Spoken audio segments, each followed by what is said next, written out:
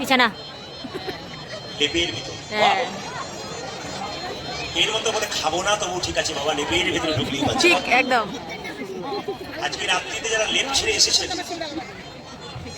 লেপের প্রতি মায়া যে আছে, লেপ ছেড়ে যে আপনারা এসেছেন, গোবিন্দের চরণ পাবেন তা তো কোনো সন্দেহ নেই। হরে কৃষ্ণ। আজকের এই রাত্রিতে যারা লেপের মায়া ছাড়তে পেরেছেন গোবিন্দের চরণ ধরবার জন্য,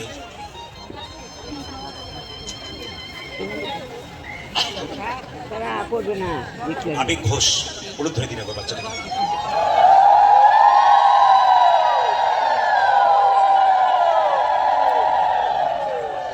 এগুলো কিন্তু এই যে করছে না, এটা কিন্তু বাবা মায়ের কর্তব্য এটা করা।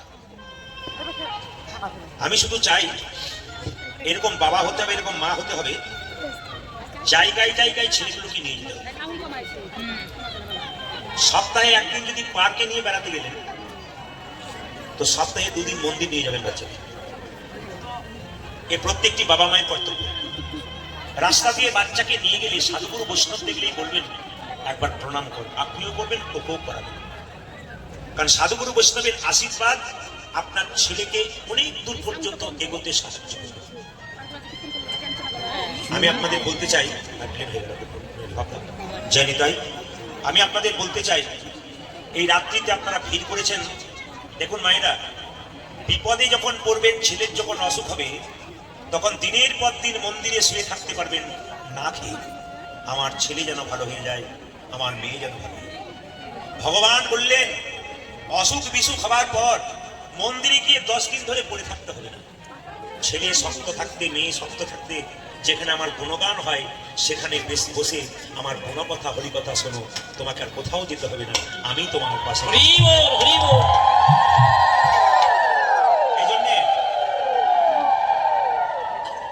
ব্যাংকে যদি কেউ 10,000 টাকা বা 50,000 টাকা জমা দেয়, 10 বছর পরে তার ডবল হয়। আজকে হরিনামের ব্যাংকে আপনাদের দেহগুলোকে জমা দিচ্ছেন, একদিন তো অনেক অনেক করে পাবেন। এই বাবার জন্য আপনারা এখানে বসে আছেন।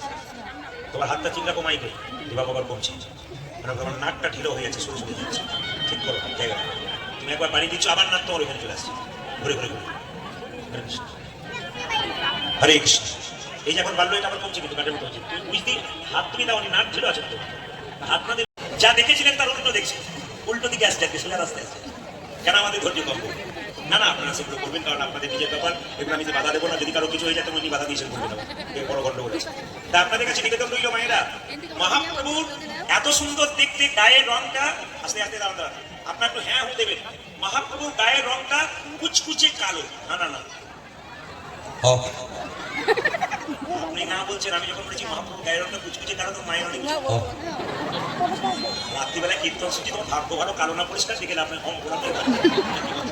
না না, আপনার তা বলবেন না, এইদিকে তাকান, তা বলবেন না। কি মহাপ্রভুর গায়ের রংটা কাঁচা সোনার মতো, এই দিকে তাকাবেন, মহাপ্রভুর গায়ের রংটা কাঁচা সোনার মতো।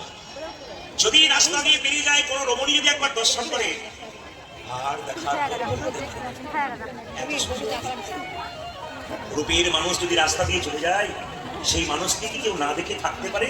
শ্যাম ভগবান রাধা কৃষ্ণ মিলিত তনু শ্যাম, অন্তরে যার কৃষ্ণ, বাইরে যার রাধা, তিনি হচ্ছে রাধা কৃষ্ণ মিলিত তনু গৌর। এই মহাপ্রভু রূপের কথা আমরা গাইবো, কিন্তু সবাই লক্ষ্য করুন, পদকর্তা বললেন দেখতে কেমন? শোন কুসুমতাই, ও গো শোন গো কুসুমতাই,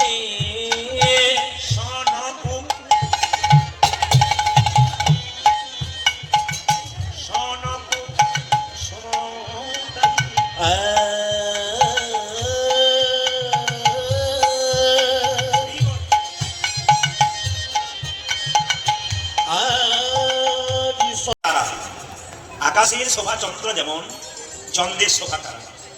পুকুরের শোভা পদ্ম যেমন মায়েরা, নদিয়ার শোভা ব্রজের শোভা কৃষ্ণ যেমন নদিয়ার শোভা গোলা, পুকুরের শোভা পদ্ম যেমন পদ্মের শোভা অলি, হরিনামের শোভা তেমনি রে ভাই যত ভগবান। নিতাই গৌর হরি বল। আজকে আজকে রাত্রিতে আপনারা এখানটা শোভা বৃদ্ধি করেছেন বাবা। তিলক দেওয়া বন্ধ করে দাও, হ্যাঁ সব তিলক দেওয়া বন্ধ করে দাও, ওরা শুনতে দাও, কোনো অসুবিধা নেই। ভালো লাগছে তিলক আপনি দিলেন, খুব সুন্দর, দুই চারজনকে দিয়ে বন্ধ করুন, আপনিও শুনুন। কথা হচ্ছে আসলে আমার কীর্তনের প্রতিদিনের টাইম আপনারা যদি জানেন, পশ্চিমবাংলা যে কোনো জায়গাতে গান করলে আমার কীর্তনের টাইম হচ্ছে বিকেল 5টা থেকে রাত্রি 8:30। প্রতিটি জায়গাতে, প্রত্যেকটি জায়গায় আমাদেরকে একটা করে লীলা হয়, প্রতিদিন একটা করে লীলা, যে বাড়িতে হোক অনুষ্ঠান হোক, যে সময় অনুষ্ঠান আমাকে দেবে সবসময় 5:30 থেকে 8টা কিংবা 5:30 থেকে 8:30 বা 9টা। কেন দেবে বলুন তো? মানে বহু দূর থেকে বয়স্ক মানুষরা শুনতে আসেন, তারা যেখানেই কীর্তন হয় কমিটিকে চাপ দেন, আমরা বয়স্ক মানুষ বাবু বেশিক্ষণ থাকতে পারবো, ওনাকে সন্ধ্যাবেলায় দাও যেন শুনে বাড়ি যেতে পারে। কিন্তু আবার অনেকের গন্ডগোল থেকে কি আমার পরে দল থাকলে ওরা ওদের আবার ধারণা আপনি উঠে কৃষ্ণ ভক্ত মানুষ আপনারা, আপনাদের এলাকাতে আমি আবার পরশু থেকে থাকবো, বেশি দূরে নয়। জায়গাটার নাম কি জানো? দেওয়ান হাট বলে একটা জায়গা আছে, সেখানে আমি থাকবো পরশু থেকে। এই একই লীলাই দিয়েছে, সকালে যা রাত্রিবেলায় তা। তো যাই হোক, এখন কথা হচ্ছে আপনাদের কাছে নিবেদন রইল মায়েরা, এখন ভগবান এইদিকে দিকে, এখন একজন রাজা আসতে, একজন রাজা প্রশ্ন করেছে, যদি আমার একটা প্রশ্নের উত্তর কেউ দিতে পারে তাহলে রাজা হয়ে যাবে, আমি রাজত্ব ছেড়ে বৃন্দাবনে চলে যাবো। এখন প্রশ্নটা বলবো না বাদ দিয়ে দেবো, আপনারা কি বলছেন বলে দিই। যদি আপনারা কেউ বলতে পারেন তাহলে আপনারা কিন্তু রাজত্ব পেয়ে যাবেন। দেখুন, রাজার একটি মাত্র প্রশ্ন ছিল, ভগবান কোথায় থাকে? আপনারা এতজন কীর্তন শুনতে এসছেন, একজন হাত তুলে বলতে পারবেন ভগবান কোথায় থাকে? হ্যাঁ, দেখুন, একজন খুব জোরে বলেছে ভগবান হৃদয়ে থাকে, একজন বলছে না, আবার একজন বলছে না আপনার পেছনে, একজন দেখাচ্ছে আপনার পেছনে, ভগবান পেছনে থাকে। কিন্তু আপনারা যেমন উত্তর দিলেন, মন্ত্রী চুপ করে বসে থাকলে হবে না, আরে ঢোল টোল বাজিয়ে চারদিকে খবরটা দাও, আরে খবর খবর খবর খবর খবর খবর খবর খবর। রাজার মনে একটি প্রশ্ন, ভগবান কোথায় থাকে? মায়েরা, এত পণ্ডিত এলো গেল না যায় তার গোনা, রাজার যেমন প্রশ্ন তেমনি রইল উত্তর কিন্তু হলো। মানে আপনারা যেমন উত্তর দিলেন আমার ঠিক মনে ছিল না, রাজা প্রশ্ন করেছে, 1000 জন বলছে, অনেক পণ্ডিত এলো, সবাই চেষ্টা করলো, কিন্তু কেউ ঠিক ঠিক উত্তর দিতে পারলো না। রাজা বললো, মন্ত্রী চারিদিকে যাও, ভালো ভালো লোক খোঁজো, যদি কাউকে পাওয়া যায়। মায়েরা দেখাবে, মন্ত্রী চারিদিকে ঘুরতে ঘুরতে ঘুরতে ঘুরতে যখন রাজবাড়িতে ঢুকছে, কাউকে পেল না, তখন দেখতে পাচ্ছি কি জানেন, একটা ভিখারির ছেলে একটা পোড়া রুটি আর ছেঁড়া কাপড় পরে পোড়া রুটি মুখে দিয়ে রুটি খাচ্ছে, আর জিজ্ঞেস করছে, আচ্ছা মন্ত্রী, বলে রাজবাড়িতে ভোজ হচ্ছে নাকি? বলে কেন? একবার যেতাম তাহলে খেতাম। সঙ্গে সঙ্গে মন্ত্রী বলছে, তোর হলো পেটের জ্বালা, রাজা হলো মনের জ্বালা, শুধু খাবে খাবে। এই বেটা, পেট ভরে খাবি যদি একটি প্রশ্নের উত্তর দিবি। বলে কি? ভগবান কোথায় থাকে? ছেলে বলে, এর মতো সহজ উত্তর আর আছে? এখন রাজা মন্ত্রী মনে মনে ভাবছে, কত পণ্ডিত পারলো না, এ বেটা পোড়া রুটি খাচ্ছে ছেঁড়া কাপড় পরে, সে বলে কিনা এর মতো উত্তর আর আছে? তো খুব সহজ উত্তর। ছেলেকে বলে, তুই পারবি? বলে হ্যাঁ পারবো। স্কুলে গেছিস? বলে না। তাই তুই পারবি কি করে? বলছে, যেখানে দেখিবে ছাই, পুরাইয়া দেখো তাই, পাইলেও পাইতে পারো অমূল্য রতন। তাকান তাকান, এইদিকে এইদিকে, যেখানে দেখিবে ছাই, পুরাইয়া দেখো তাই, পাইলেও এই সব বুঝলাম, যদি উত্তর দিতে পারিস তো ভালো, না দিলে কিন্তু তোর গড় দাম কেন? ছেলে বলছে, একবেলা খায় একবেলা খায় না, না খেয়েই তো মরি, মরবো তো রাজার হাতে মরবো না, আমরা রাজা হয়ে ছাড়বো, কিছু একটা হবে। এখন যেই না বলেছে তাহলে চল, এই বলে যে না পোড়া রুটি মুখে নিয়ে ছুটতে ছুটতে রাজার কাছে গিয়ে দাঁড়িয়ে, কি হচ্ছে কি এখন? বের করুন, কি আছে বের করুন। ওইদিকে দিন। ছেলে বলে কি, তোর কি নাম রে? আমার নাম গোপাল। তা তুই কি জন্য এসেছিস? আমি আপনার প্রশ্নের উত্তর দিতে এসেছি। তুই কে? আমি দিনী ভিখারি। আমি দিনী ভিখারি, নাইকো করি নাইকো করি, মশাই একটি পয়সা দাও। আমি দিনী ভিখারি, নাইকো করি, একটি পয়সা দাও।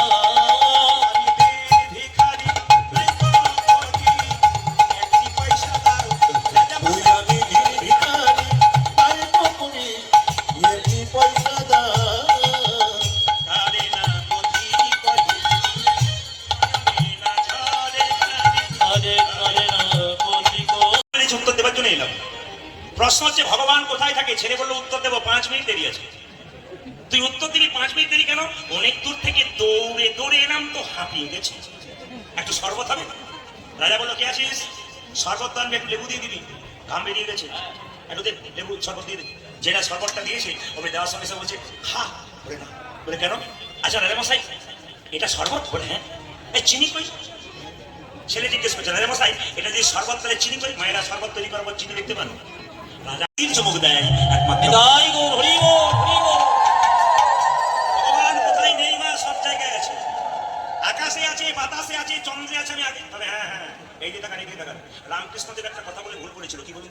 উনি ঠিক বলেছেন, যিনি শুনেছেন তিনি ভুল করেছেন। কি ভুল করেছেন? আপনাকে ডাক্তারবাবু ওষুধ খেতে বলবো, কিন্তু রোগ আপনার ভালো হবে যদি ঠিক ঠিক খান, তাই না? আর উল্টো পাল্টা খেলে কিন্তু উল্টো হয়ে যাবে। একটা ট্যাবলেট সকাল দুটো সন্ধ্যে 3 বার বলেছে, আপনি দুটো করে সবার খেয়ে নিলেন, আপনার কিন্তু গন্ডগোল হয়ে যাবে।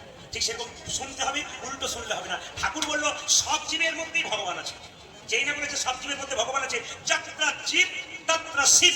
যেই না বলেছে, একজন লোক বলছে ঠাকুর সব জীবের মধ্যে ভগবান আছে। হ্যাঁ রে, সব জীবের মধ্যে ভগবান আছে। বলছে দাঁড়াও দেখাচ্ছি মজা। সব জীবের মধ্যে ভগবান আছে, কোনো অসুবিধা নেই। একটা হাতি খেপেছে, হাতি পাগল হয়ে গেছে, আর তার উপরে একটা মাহুত চেপে আছে। সে বলছে এ সরে যা সরে যা, হাতি খেপেছে হাতি খেপেছে হাতি খেপেছে। আমি একাই বলে যাবো, এ সরে যা সরে যা সরে যা, হাতি খেপেছে হাতি খেপেছে। হাতি খেপেছে হাতি খেপেছে। এখন যেই না বলেছে সঙ্গে সঙ্গে ও বলছে হাতি খাবলো তোমার বাপের কি হবে? ওর মধ্যে তো ভগবান আছে। ও আমরা এমন বললাম যে হাতি খেপেছে, হাতির মধ্যে তো ভগবান আছে, হাতি খাবলো তোমার কি হবে? এখন রামকৃষ্ণ দেব বলছে হাতির, আর মহাব বলছে যে চেপে আছে, আরে সরে যা হাতি খেপেছে। বলছে খাবলো তোমার বাবার কি হবে? বলে কেন আসলে আমি হাত আগলে দাঁড়িয়ে থাকবো? যেই না আগলেছে হাতি একবারে দিয়ে নিতাই গৌ ধরে না, খুব জোরে ভাগ্যিস দেয় নাই। আর ঘোরাতে বলছে রামকৃষ্ণ ঠাকুরের কাছে, বলছে ঠাকুর বলে এই তোমার যত্রজীব তত্রসীব, তুমি বললে সব জীবের মধ্যে ভগবান থাকে। হাতির কাছে গেলাম, হাতি খেপেছে। মাহুত বললো হাতি খেপেছে হাতি খেপেছে। আমরা হাতির মধ্যে ভগবান আছে, গিয়ে দাঁড়ালাম, হাতি আমাকে দিল। এখন যে অবস্থা তো আমি পা নড়াতে পারছি না। বলছে ওরে, হাতির মধ্যে যেমন ভগবান আছে, হাতির ওপরে যে মাহুত আছে তার মধ্যে ভগবান আছে। সেই মাহুত রূপী ভগবান আগে থেকে তোকে বলেছে হাতি খেপেছে হাতি খেপেছে। তুই হাতির কথা শুনলি না, কিন্তু মাহুতের কথা তো তোকে শোনা দরকার ছিল। সব জীবের মধ্যে ভগবান আছে, জায়গাটা শুধুমাত্র আপনাদের ধরে নিতে হবে। মায়েরা কিছু মনে করবেন না। একটি মেয়ে একটি ছেলেকে দেখে ঘরে এসে পাগল হয়ে গেছে। ঘরে এসে চুপ করে বসে থাকে, খালি আকাশের দিকে তাকিয়ে থাকে। মা বলে খুকিয়ে তুই কি করিস? পাগলিনীর মতো তাকিয়ে আছিস মনে হয়, তোর মনে মন নাই, মনে কেউ বসেছে তোর মনের মাঝখানে। বরাবরই করছে মায়েরা। এই মেয়েটি কে জানেন? কেউ নয় গো, বিষ্ণুপ্রিয়া। গঙ্গায় জল আনতে গিয়ে মহাপ্রভুকে দেখার পর ঘরে এসে চুপচাপ বসে থাকে। মায়েরা, একটি মাত্র মেয়ে, বাড়িতে খুব হাসি খুশি খুব আনন্দে থাকে। হঠাৎ যদি চুপ করে যায়, কারোর সঙ্গে কথা না বলে, মা বাবার একটু সন্দেহ হয় না? আর মা বাবা কি বলে বলুন তো? ও এ তো কিছু, কি ব্যাপার চুপ করে বসে আছিস, কি হয়েছে তোর বলবি তো? যখন মেয়ে কিছুই করে না, তখন কিন্তু মেয়ের বাবা মায়ের একটা কায়দা আছে। কি কায়দা বলুন তো? যার বান্ধবী যদি কেউ থাকে পাড়াতে, তাকে ডেকে বলে খোকি একবার দেখ না আমাদের মেয়েটা কিরকম করছে, পাগলের মতো, কিছু হলো নাকি, একবার তোর কাছে সব বলবি। মায়েরা, বিষ্ণুপ্রিয়া একজন প্রিয় সখী ছিল, তার নাম কাঞ্চনা। কাঞ্চনাকে ডেকে বললো, কাঞ্চনা তুই একমাত্র বল আমাদের বিষ্ণুপ্রিয়ার কি হয়েছে? কাঞ্চনা এসে বলছে, হ্যাঁ প্রিয়া, তুই তো বেশ হাসি খুশি থাকিস, কি হলো তোর? হ্যাঁ কি হয়েছে? বলছে কি হয়েছে শোন, আমি একজনকে দেখার পর আমি মন প্রাণ সব দিয়েছি। কাকে দেখেছিস? আমি দেখিল গৌরাঙ্গ চাঁদের, ওই আমি দেখি গৌরাঙ্গ চাঁদের গো, দেখি গৌরাঙ্গ চাঁদের।